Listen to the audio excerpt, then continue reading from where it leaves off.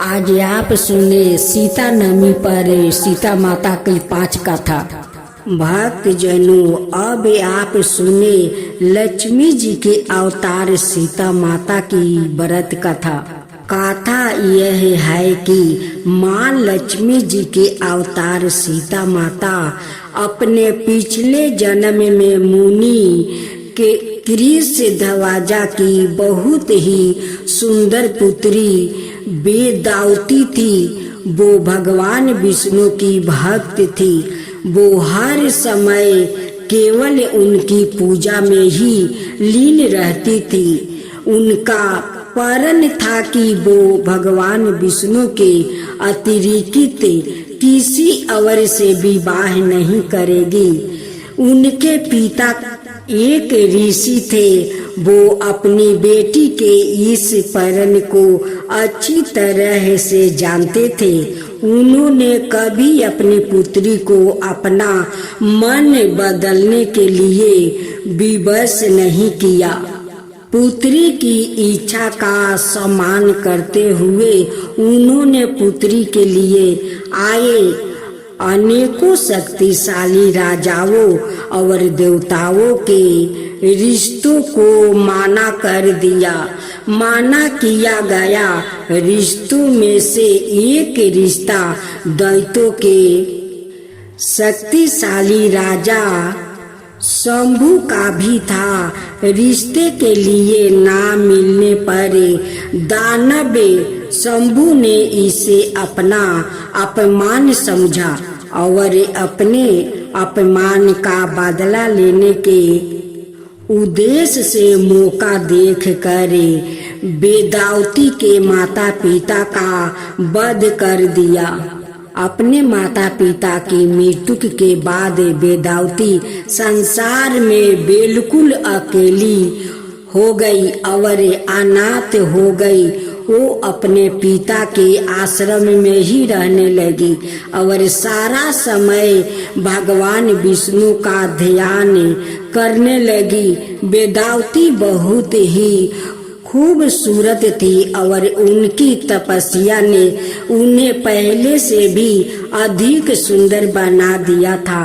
एक बार लंका के राजा रावण ने उसे जंगल में भगवान विष्णु के लिए तपस्या करते हुए देखा। वो वेदावती की सुंदरता पर मोहित हो गया। उसने वेदावती की समक्ष विवाह का प्रस्ताव रखा, परंतु उसे भी ना में ही जवाब मिला।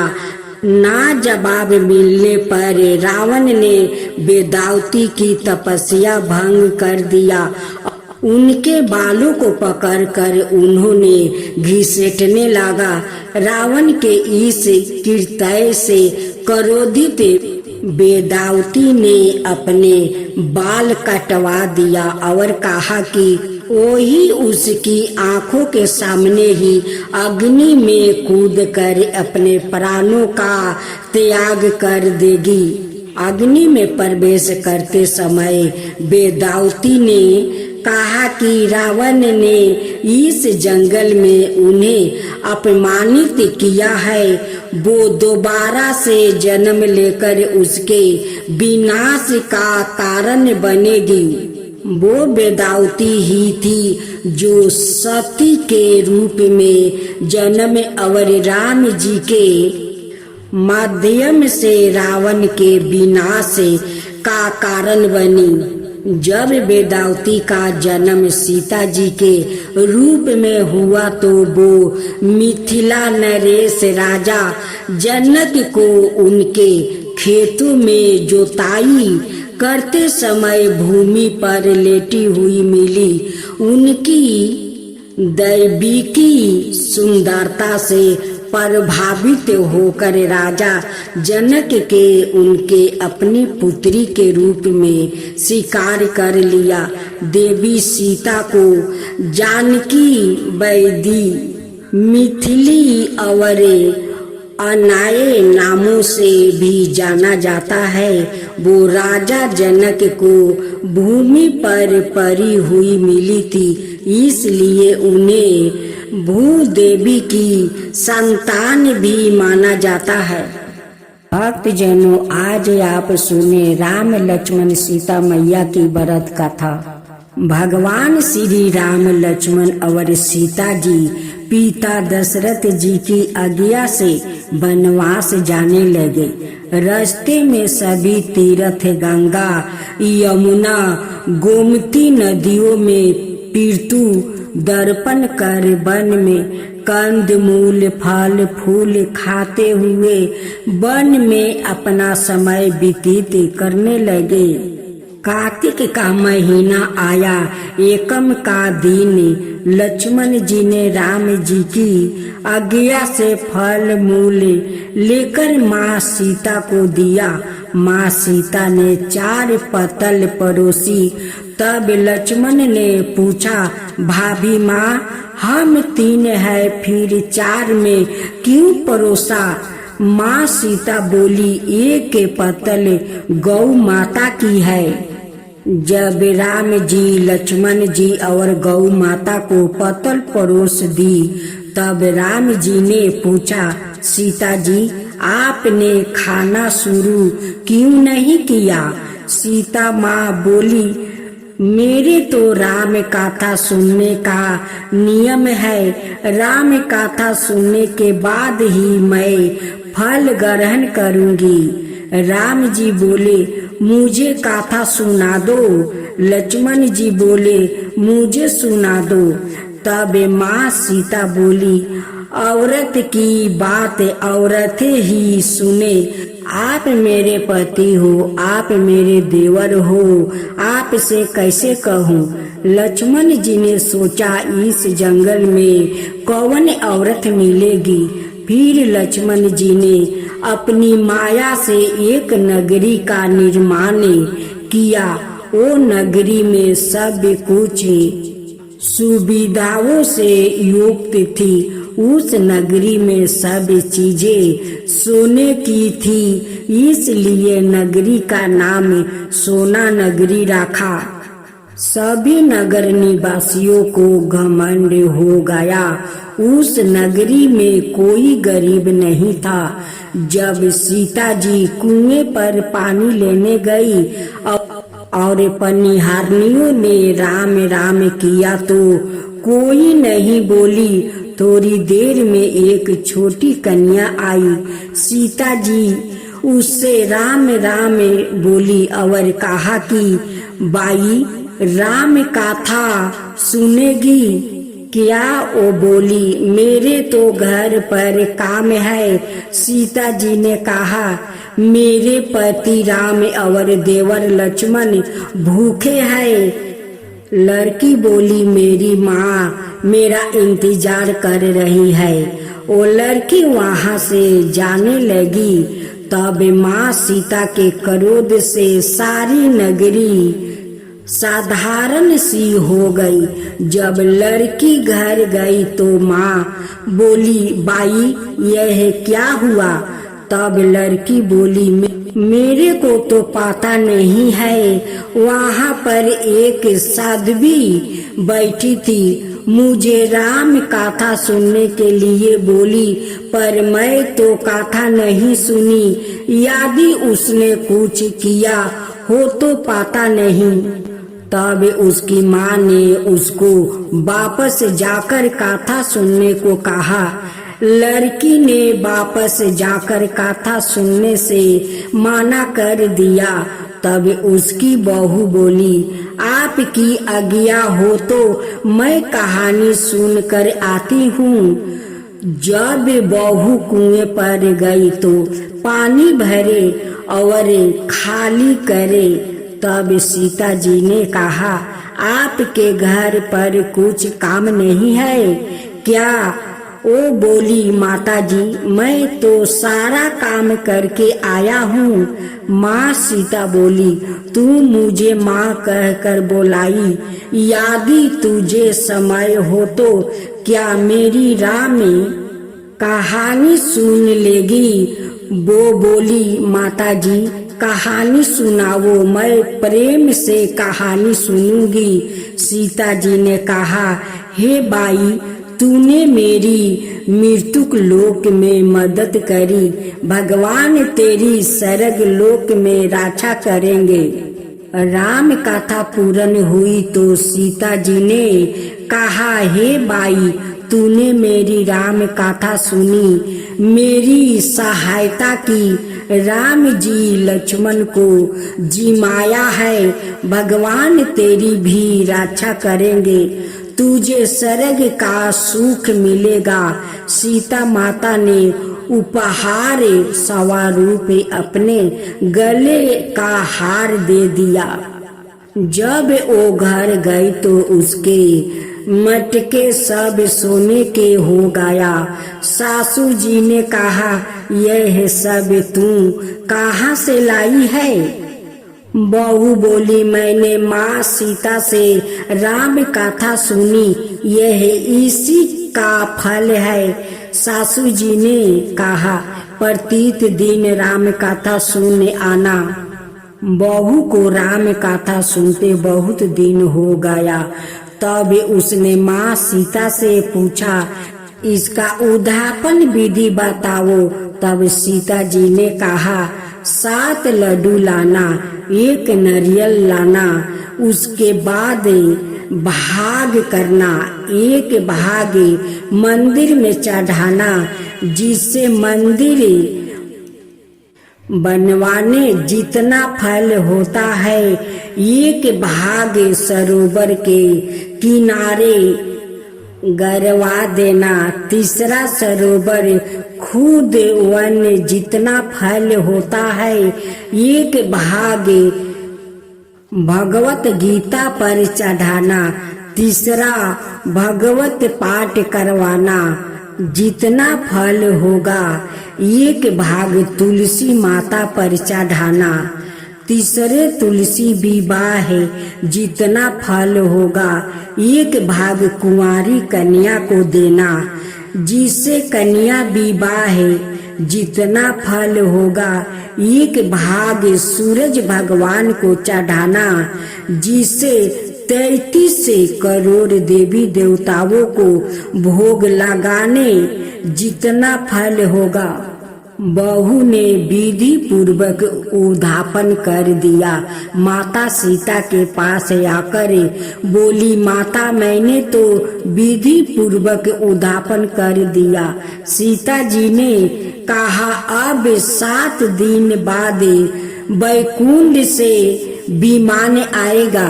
7 दिन पूरे हुए विमान आया तो बहू ने कहा, सासू जी, स्वर्ग से विमान आया है। सासू जी ने कहा, बहू, तेरे ससुर जी को और मेरे को भी ले चल, तेरे माता पिता को ले चल, सारे कुटुंब परिवार को ले चले, अड़ोसी पड़ोसी को ले चले।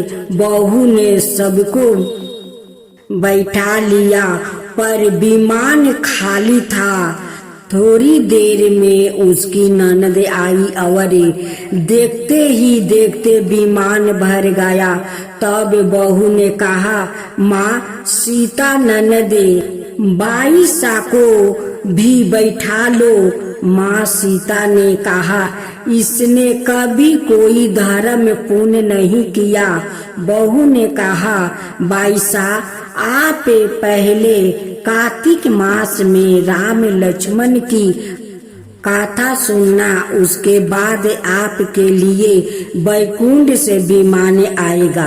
गांव के सारे लोग एकत्र हो गए और पूछने लगे, बाई, तूने ऐसा कौन सा धर्म पुण्य किया है, हमें भी बताओ।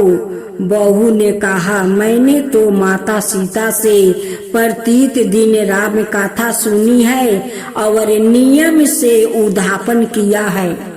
तब समस्त गर्मी ने राम कथा सुनने की जिद करने लगे। तब बाई राम कथा कहने लगी और सब नर नारी सुनने लगे। राम कथा संपूर्ण होते ही समस्त नगरी सोने की हो गई। बाई ने कहा, जो कोई राम कथा सुनेगा उसको मेरे सामने ही फल मिलेगा। सब राम लक्ष्मण जी की जय जयकार करने लगे और विमान स्वर्ग से चला गया। 7 स्वर्ग के दरवाजे खुल गए। पहले द्वार पर नाग देवता समस्त देवी देवता पुष्प वर्षा करने लगे। देवताओं ने पूछा, तूने क्या पुण्य किया?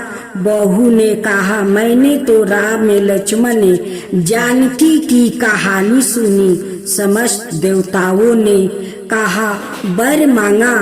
तब वो बोली, मेरे पास सब सिद्धियां है, मुझे यह वर दो कि जो भी श्रद्धा और भक्ति से राम कथा राम लक्ष्मण जानकी की कहानी सुनेगा उसको मेरे सामने ही फल मिले। सभी देवताओं ने पुष्पा वर्षा करते हुए तथास्तु कहे चारों ओर राम राम की जय जयकारा होने लगी। ये व्रत कथा लव लाइफ में आएगी खुशहाली आपका घर। धार्मिक कथाओं के अनुसार सीता नवमी के दिन माता सीता की पूजा करने से जीवन के सभी दुख दूर हो जाते हैं और लव लाइफ में खुशियाँ का आगमन होता है। लाइफ में हमेशा खुशहाली बनी रहती है। हिंदू धर्म में वैशाख माह की शुक्ला पक्ष की नवमी तिथि के दिन सीता नवमी का व्रत रखा जाता है। इस दिन माता सीता का जन्म हुआ था।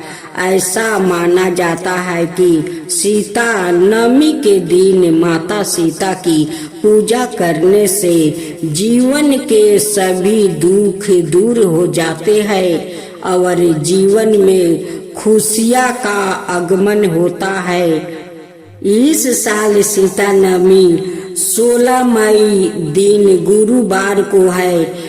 मानता है कि सीता नवमी के दिन माता सीता की पूजा करने से साथ ही इस दिन से जोड़ी व्रत कथा बढ़ने से लोगों को पापों से मुक्ति मिल जाती है।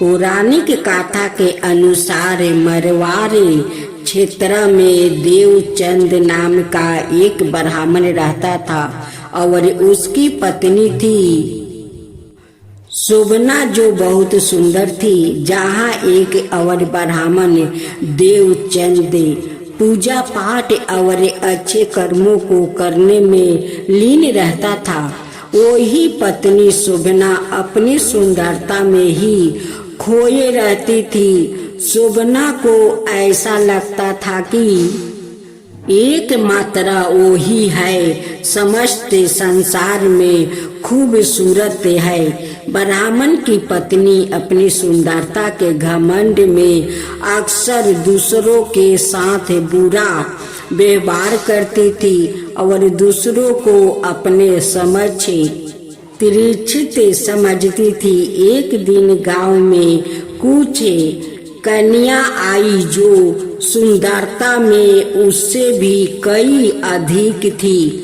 ब्राह्मणी को यह अच्छा नहीं लगा और उसने क्रोध और हिंसा में पूरे गांव को ही कुछ लोगों द्वारा जलवा दिया था। इसके बाद समय आने पर ब्राह्मणी की भी मृत्यु हो गई, लेकिन अगले जन्म में वो चंडालिन बनी और अपने जीवन में कई कष्ट भुगतने लगी। चंडाल समूह में जन्म लेने के कारण उसे हमेशा तिरस्कार ही मिलता था, लेकिन इस जन्म में वो माता सीता की परम भक्त निकली। एक दिन चंडालिनी ने अपने कष्टों को माता सीता की प्रतिमा के आगे बताया। तब चंडालिन को माता सीता की कृपा से अपना पूर्व जन्म याद आया। चंडालिन को बहुत दुख हुआ और उसने पश्चाताप करने का निर्णय लेते हुए वैशाख माह की नवमी के दिन व्रत रखना शुरू किया था। माता सीता उसकी भक्ति से प्रसन्न हुई और धीरे धीरे उसको पापों से छुटकारा मिल गया। तभी से सीता नवमी के दिन माता सीता की पूजा शुरू हुई थी। सीता नवमी व्रत रखने से वैवाहिक जीवन में खुशहाली आती है और पति पत्नी के बीच प्रेम और स्नेह बढ़ता है।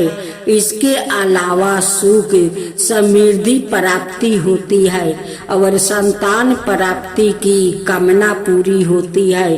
पापों का नाश होता है और मोक्ष की प्राप्ति होती है। यह व्रत सभी विवाहित महिलाओं के लिए अत्यंत शुभ माना जाता है। यदि आप भी सुखी वैवाहिक जीवन चाहते हैं और अपने जीवन में समृद्धि प्राप्ति करना चाहते हैं तो सीता नवमी व्रत अवश्य रखें।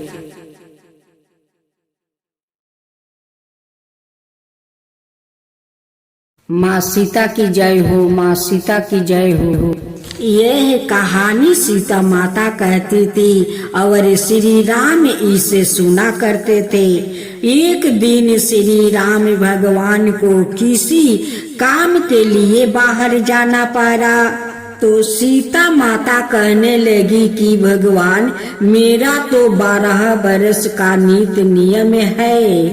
अब आप बाहर जाएंगे तो मैं अपनी कहानी किसे सुनाऊंगी।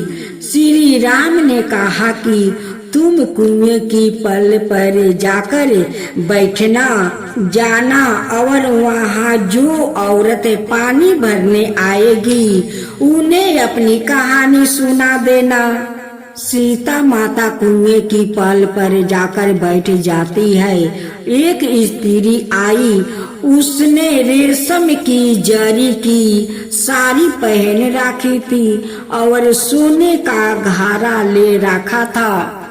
सीता माता उसे देख कहती है कि बहन, मेरे 12 वर्ष का नित नियम सुन लो।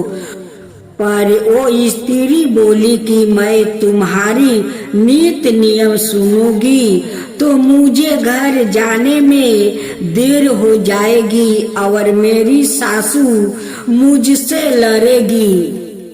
उसने कहानी नहीं सुनी और चली गई। उसकी रेशम जरी की साड़ी फट गई, सोने का घारा मिट्टी के घड़े में बदल गया। सास ने देखा तो पूछा कि यह किसका दोष अपने सिर पर लेकर आ गई है। बहू ने कहा कि कुएं पर एक औरत बैठी थी, उसने कहानी सुनने के लिए कहा लेकिन मैंने सुनी नहीं, जिसका कारण यह फल मिला है। बहू की बात सुनकर अगले दिन वही साड़ी और घारा लेकर सासू कुएं के पल पर गई। सास को वही माता सीता बैठी मिली तो माता सीता ने कहा कि बहन, मेरी कहानी सुन लीजिए।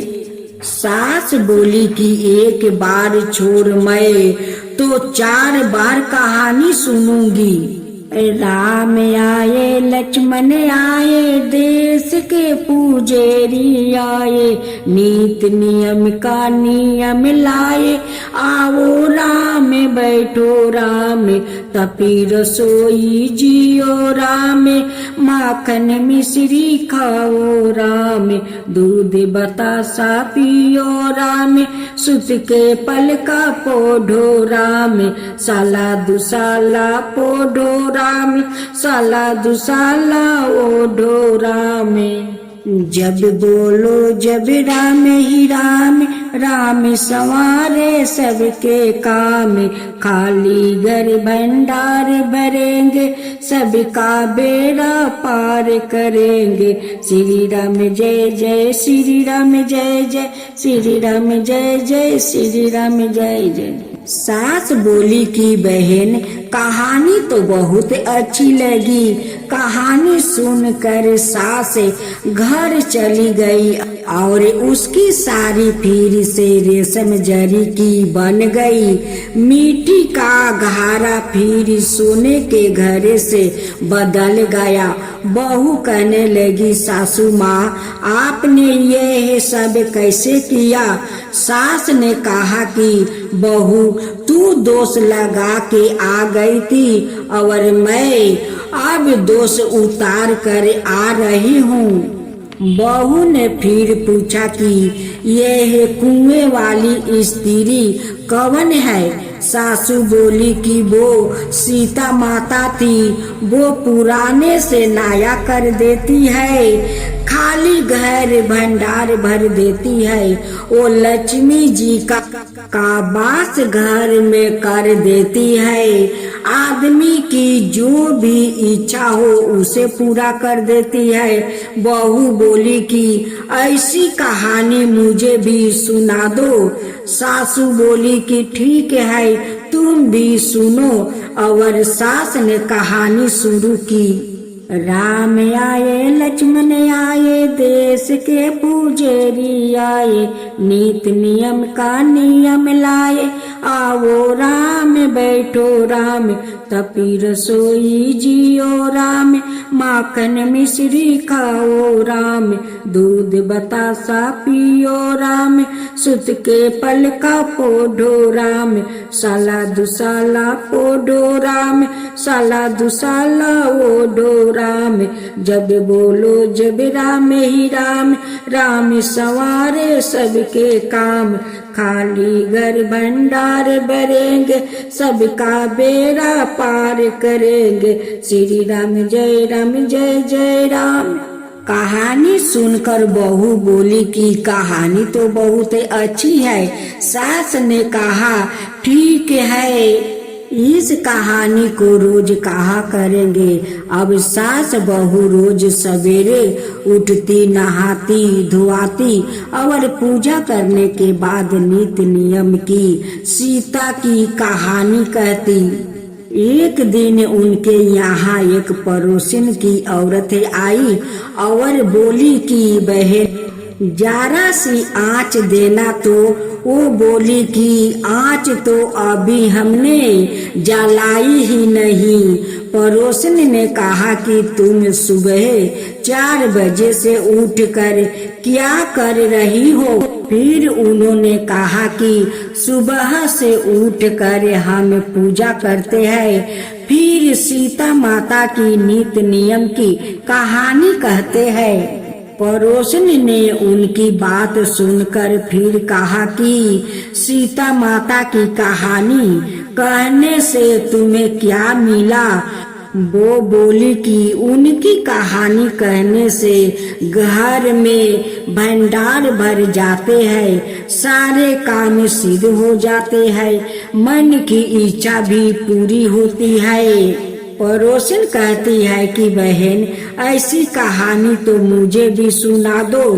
फिर वो बोली कि ठीक है तुम भी यह कहानी सुन लो। राम आए लक्ष्मण आए, देश के पुजारी आए, नीत नियम का नियम लाए, आओ राम बैठो राम। सारी कहानी सुनने के बाद पड़ोसिन कहने लगी बहन कहानी तो मुझे बहुत अच्छी लगी। अब वो पड़ोसिन भी नित नियम सीता माता की कहानी कहने लगी। कहानी कहने से सीता माता ने पड़ोसिन के भी भंडार भर दे दिया।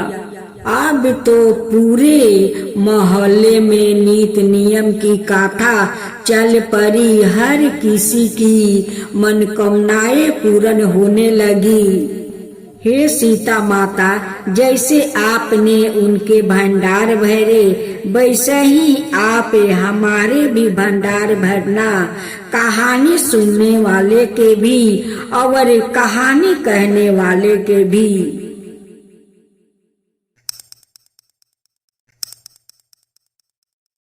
भक्तजनों, आज आप सुने माँ बेभाव लक्ष्मी की व्रत कथा। शुक्रवार का दिन माँ बेभाव लक्ष्मी को समर्पित होता है। इस दिन माँ लक्ष्मी की पूजा अर्चना और व्रत किया जाता है। माना जाता है कि शुक्रवार के दिन विधि विधान से पूजा करने से माँ लक्ष्मी का आशीर्वाद प्राप्ति होता है और उनका साथ हमेशा बना रहता है।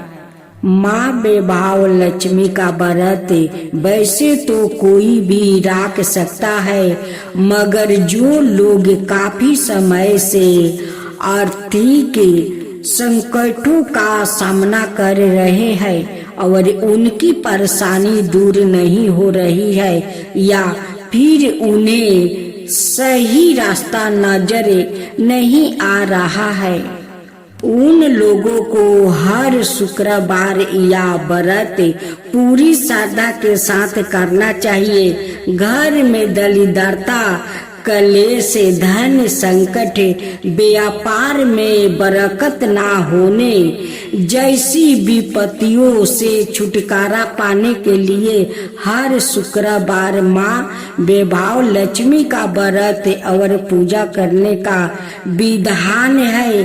कहा जाता है कि अगर लंबे समय के बाद भी किया जा रहे प्रयासों के बाद भी अगर कोई काम नहीं बन पा रहा है, तो व्याकित को बेभाव लक्ष्मी का व्रत जरूर करना चाहिए। इस व्रत को पुरुष और स्त्री दोनों ही कर सकते हैं। सुहागिन स्त्रियों के लिए यह व्रत ज्यादा शुभकारी माना जाता है। व्रत का संकल्प लेने के दौरान मन में अपनी मनोकामनाओं अवश्य कहनी चाहिए। भक्त को अपनी श्रद्धा और सामर्थ्य अनुसार 9, 11 या 21 शुक्रवार तक माँ बेभाव लक्ष्मी का व्रत जरूर करना चाहिए। शुक्रवार के दिन महिलाओं को ब्रह्म मुहूर्त में उठ जाना चाहिए। सभी नित्य कर्मों से निवृत्त होकर स्नादि कर ले। इसके बाद साफ वस्तु धारण करे और मंदिर की साफ सफाई कर ले। माँ लक्ष्मी का ध्यान करे और व्रत का संकल्प ले। पूरे दिन फलाहार कर आप व्रत कर सकते हैं। पूरे दिन उपवास के बाद शाम के समय फिर से स्नान करें। शाम के पूजा करने के लिए पूरब दिशा की तरफ मुंह करके बैठ जाइए। इसका बाद चौकी पर लाल कपड़ा बिछाए और उस पर बेभाव लक्ष्मी की तस्वीर या मूर्ति स्थापित करें। मूर्ति के पीछे या बगल में श्रृंगार रखें। मूर्ति या तस्वीर के सामने एक मिट्टी भर कर चावल का ढेर रख दे। इस पर पानी से भरा हुआ लंबे का कलश रख दे।